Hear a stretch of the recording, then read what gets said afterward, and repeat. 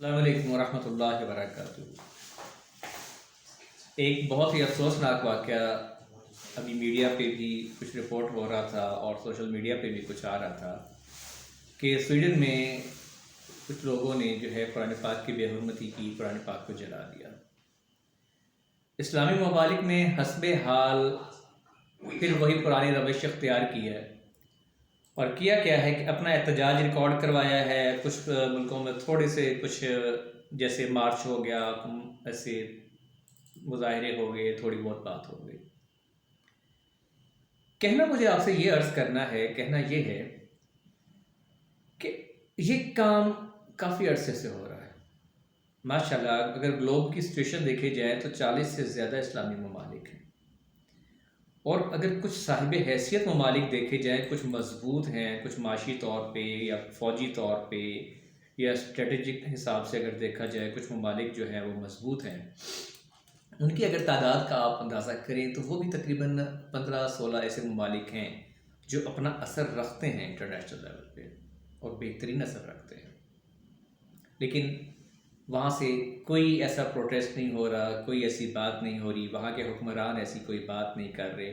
مجموعی طور پہ اس دفعہ آپ دیکھ لیں، پاکستان میں جو گورنمنٹ ہے، وزیر اعظم نے ایک مذمتی بیان دے دیا اور ممالک سے کچھ مذمتی بیان آگے۔ OIC کے پلیٹ فارم سے کوئی مضبوط بیان نہیں سامنے آیا۔ جیسے تھم نیل میں بھی آیا کہ قرآن کی بے حرمتی اور ہماری ذمہ داری، جس پہ میں اصل میں آپ سے بات کرنا چاہ رہا ہوں۔ تھم نیل میں لکھا ہوا تھا ہماری کیا ذمہ داری بنتی ہے؟ کیا ہم مسلم ممالک اس ملک پر حملہ کر دیں؟ تو یہ غلط ہے، کبھی بھی ایسا نہیں ہوا۔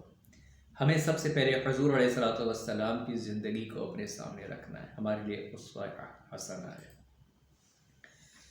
جب حضور علیہ السلام نے مکے کی زندگی میں قرآن کی دعوت دی، توحید کی دعوت دی، مدینے کا ایک نظام ڈیولپ ہوا، تو اس وقت مخالفین کیا کرتے تھے؟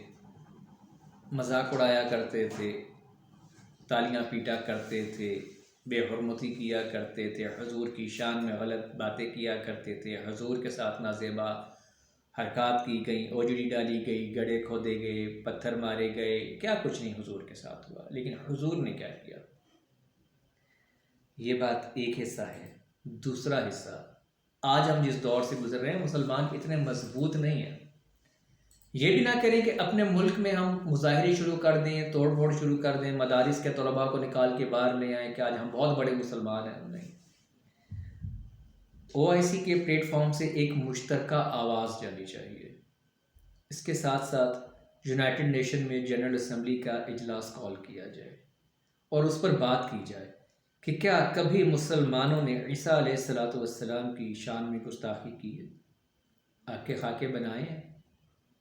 کبھی نہیں۔ ہمارے ایمان کا حصہ ہے۔ انبیاء علیہ السلام پر ہمارا اسی طرح ایمان ہے جس طرح حضور علیہ السلام پر ہمارا ایمان ہے کہ اللہ کے پیغمبر ہیں، رسول ہیں، نبی ہیں۔ ان کی عزت آبرو بھی ایسی ہی ہے تمام انبیاء کی، اور ہمارے امام احمد مصطفیٰ صلی اللہ تعالیٰ علیہ وآلہ وسلم نبیوں کے بھی امام ہیں۔ اب سوچنا ہے ذمہ داری کیا ہے، کرنا کیا ہے، اس پہ بات کرتا ہوں۔ ایک تو قومی اسمبلی میں اس پہ بات ہو، مذمت کی قرارداد ہو، ملک میں ہر جمعے میں اس پر بیان ہو، اس پر بات ہو، لوگوں کو سمجھایا جائے۔ اصل میں ہوتا پتہ کیا ہے؟ ایک شخص حضور علیہ السلام کی خدمت میں حاضر ہوا اور اس نے کہا کہ میرا بیٹا جو ہے میری نافرمانی کرتا ہے، اور میری نافرمانی کرتا ہے، میرا کہنا نہیں مانتا، آپ اس کو سمجھائیں، میرا بیٹے سے یہ شکایت ہے، میرے بیٹے سے میرا یہ گلہ ہے۔ حضور علیہ السلام نے بلایا، اس بچے سے پوچھا، معاملات کیے۔ اس شخص نے حضور علیہ السلام سے عرض کی، یا نبی اللہ، یہ میرا باپ ہے، اس نے ایک ایسی عورت سے شادی کی جو رنگ کی سیاہ تھی، جس کی کنڈیشن یعنی کہ بہت عجیب و غریب اس نے بیان کی۔ ٹھیک ہے، کسی کے ایسے حالات یا ان چیزوں کو بیان کرنا، اس کی تصدیق کرنا مقصود نہیں ہے، میں اس کو ڈسکس نہیں کروں گا۔ اور پھر یہ جو صورتحال اس نے بیان کی کہ میری والدہ ایسی تھی، رنگ کی کالی تھی، یہ تھا وہ تھا، اس کے عیب گنوائے اور کہا کہ ٹھیک تھا، جو بھی تھا وہ میری والدہ تو ہے، میرے باپ نے کبھی اس کو عزت ہی نہیں دی، اس کو احترام ہی نہیں دیا، اور مجھے میرا باپ بلاتا ہے تو کہتا ہے وہ کالی کے بچے، وہ حبشن کے بچے۔ میں جس ماحول میں بڑا ہوا، جس میں میری تربیت ہوئی، میں نے دیکھا یہاں پر تو عزت کا معیار ہی کوئی نہیں، تو پھر عزت نہیں دی جاتی بڑے کو۔ تو پھر میں نے یہی سیکھا اور یہی کام میں نے کیا، یہی حال مسلمانوں نے کیا قرآن کے ساتھ۔ قرآن کو کیا عزت دے رہے ہیں مسلمان؟ اس سے زیادہ کوئی عزت نہیں کہ یا تو بچے کو قرآن پڑھا دیا جاتا ہے، حافظ قرآن بنا دیا جاتا ہے، قرآن رٹا دیا جاتا ہے، لیکن قرآن پر عمل کی زندگی ایک حافظ کی نہیں، ایک غیر حافظ کی نہیں، ایک مسلمان کی زندگی قرآن سے میچ نہیں کرتی۔ اس کتاب کو پھر دوسرے کیا کریں گے؟ وہ کہیں گے یہ قابل عمل ہی نہیں ہے، یہ فضول سی کتاب ہے، بلا وجہ کی کتاب ہے، جلا دو اس کو، ختم کر دو، اس کی کوئی حیثیت نہیں ہے، کیونکہ اس قرآن کی حیثیت تو مسلمان کی زندگی میں بھی نہیں ہے۔ یہ اتنی اچھی کتاب ہوتی تو مسلمان اس پر عمل کرتا۔ ان کا تو یہ کانسیپٹ ڈیولپ ہوا، اور کس وجہ سے ہوا؟ میری وجہ سے ہوا، آپ کی وجہ سے ہوا۔ آٹے میں نمک کے برابر لوگ ہیں جو قرآن کی صحیح قدر کرتے ہیں۔ قرآن کو اچھے غلاف میں لپیٹ کے بلندی پر رکھ دینا، صرف رمضان میں کبھی نکال کے پڑھ لینا، یا گھر میں کوئی بیمار ہوا تو یاسین نکال کے پڑھ لی، یا کوئی وظیفے کے طور پہ اس میں سے کچھ پڑھ لیا۔ یہ حیثیت تو ہم نے قرآن کو دے رکھی ہے۔ ہماری ذمہ داری کیا تھی؟ روزانہ قرآن کی تلاوت کرنا، اس کے ترجمے کو سیکھنا، سمجھنا، اور اس کے مطابق اپنی زندگی کو بدلنے کی کوشش کرنا۔ جب ہم نے قرآن کو اہمیت نہیں دی، ہم نے حضور علیہ والسلام کی زندگی کو اہمیت نہیں دی، حضور کی زندگی کو اپنانے سے ہم اپنے منہ کو موڑ لیتے ہیں، نہ حضور کی سیرت بناتے ہیں، نہ حضور کی صورت بناتے ہیں، نہ اس کو اپناتے ہیں، تو پھر کیا ہوگا؟ ظاہری طور پہ، مجموعی طور پہ یہ بات سامنے آئے گی کہ حضور کی صورت، حضور کی سیرت اس قابل ہی نہیں، قرآن کی ایسی اہمیت ہی نہیں کہ اس کو عزت دی جائے، اس لیے ان کے مذاق اڑائے جائیں، قرآن کو جلایا جائے، حضور علیہ والسلام کی شان میں گستاخی کی جائے، ان کے خاکے بنائے جائیں۔ اصل میں حقیقت میں وہ غیر مسلم، وہ تو نابلد ہے، وہ یہ حرکتیں کرتا ہے، آپ کے جذبات کو ابھارتا ہے، مذاق اڑاتا ہے، لیکن کیا آپ نے قرآن کو اہمیت دی؟ کیا حضور علیہ والسلام کو اپنا امام مانا، اپنا رہنما مانا، اپنی زندگی میں حضور کی زندگی کو زندہ کیا؟ اگر کیا تو آپ اپنی ذمہ داری کو پورا کر رہے ہیں، اور اگر آپ نے نہیں کیا تو پھر آپ ان کے ساتھ ان کے اس جرم میں برابر کے شریک ہیں۔ سوچیں اور سمجھیں کہ ہماری زندگی کس طرف جا رہی ہے، ہماری ذمہ داری کیا ہے بحیثیت مسلمان۔ کہیں پر پوری دنیا میں کوئی ایسا واقعہ ہو جاتا ہے، ہم چیختے ہیں، شور شرابہ ڈالتے ہیں، اس طرح شور شرابہ نہیں ڈالیں۔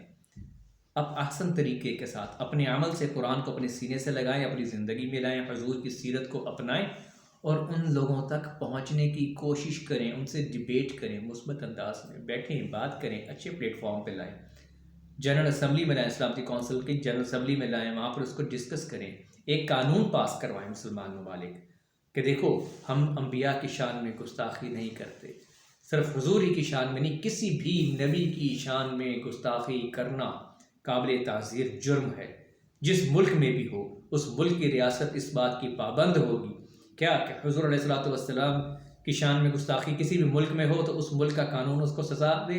اگر پاکستان میں عیسیٰ علیہ والسلام یا کسی اور نبی کی شان میں گستاخی ہو تو پاکستان کا قانون اس شخص کو سزا دے گا۔ یہ قانون بنایا جائے، اس پر بات ہو، لیکن دیکھ لیں نہ ہماری عوام اس پر بات کرنے کو تیار ہے، نہ ہمارے حکمران بات کرنے کو تیار ہیں۔ اپنی ذمہ داری کا احساس کریں اور کوشش کریں کہ اس بات کو ہر خاص و عام تک پہنچائیں۔ امید کرتا ہوں کہ اپنی بات کو میں نے آپ تک پہنچا دیا ہوگا، آپ بھی سوچیں گے، سمجھیں گے، اور قرآن و سنت کی زندگی کو اپنی زندگی میں نافذ العمل کرنے کی، اس پر عمل کرنے کی کوشش کریں گے۔ اللہ رب العزت سے دعا ہے کہ اللہ رب العزت آپ سے، مجھ سے، ہم سب سے راضی ہو جائے۔ ملتے ہیں انشاءاللہ نیکسٹ ویڈیو میں۔ السلام علیکم ورحمۃ اللہ۔